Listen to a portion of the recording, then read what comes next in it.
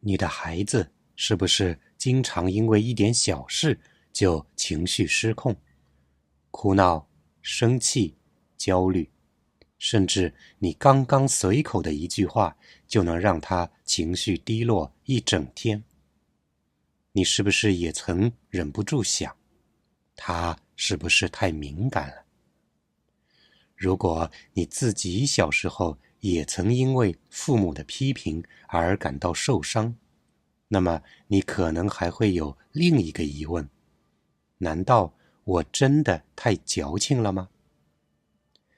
我们习惯把孩子的情绪波动看成太敏感，但心理学研究表明，儿童的情绪敏感往往不是问题本身，而是他们在向外界表达需求。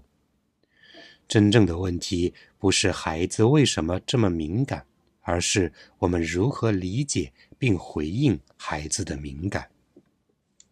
首先，我们需要明白，儿童的情绪系统尚未发育成熟，他们对环境的感知更加直接而强烈。一个成年人可能会用逻辑去分析，他不是故意伤害我，但孩子的大脑更多依赖情绪来解读世界。因此，当你对孩子说别哭了，这有什么好难过的，你的本意是安慰，但孩子接收到的信息却可能是我的感受是不被允许的。其次，孩子的情绪敏感往往和安全感密切相关。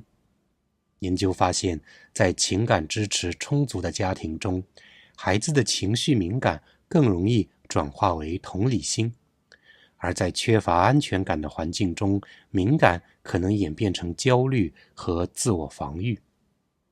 如果你的孩子情绪起伏很大，他可能并不是故意闹脾气，而是在用他能做到的方式向你传递我需要你的理解。那么，作为家长，我们该如何帮助孩子调节情绪呢？第一，接纳而不是否定。当孩子表现出强烈情绪时，最重要的不是立刻让他冷静下来，而是让他感受到你的情绪是被允许的。比如，当孩子因为积木倒塌而大哭，你可以说：我看到你很难过，因为你辛苦搭的东西倒塌了。让孩子学会识别自己的情绪，是情绪管理的第一步。第二，帮助孩子表达，而不是压抑。有些孩子不是不敏感，而是学会了隐藏情绪。他们可能表面上很懂事，但内心却积压着难以宣泄的情绪。作为家长，我们可以用简单的问题帮助他们表达：你现在是生气还是难过？让孩子把感受说出来，而不是憋在心里。第三，示范情绪调节，而不是控制。孩子学习情绪管理的方式，往往来自家长的示范。如果你自己情绪起伏不定，孩子也会不自觉地模仿。与其对孩子说你不要发脾气，不如在自己情绪波动时说给孩子听：我刚刚有点生气，我要深呼吸一下。让孩子看到情绪是可以被接纳、理解，并通过适当的方式调节的。最后，我们再回到一个问题：家长的批评让我很受伤，我是不是太矫情？其实，每一个人对情绪的体验都是独特的。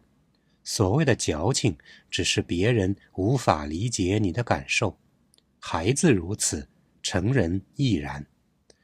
关键不是够不够坚强，而是你是否能在情绪中找到自己的力量，而不是否定自己。情绪敏感并不是缺陷，而是一种独特的感知方式。如果我们能学会正确引导，不仅能帮助孩子，也能疗愈我们自己。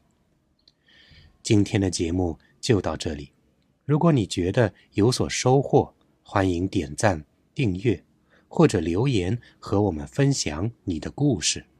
我们下期再见。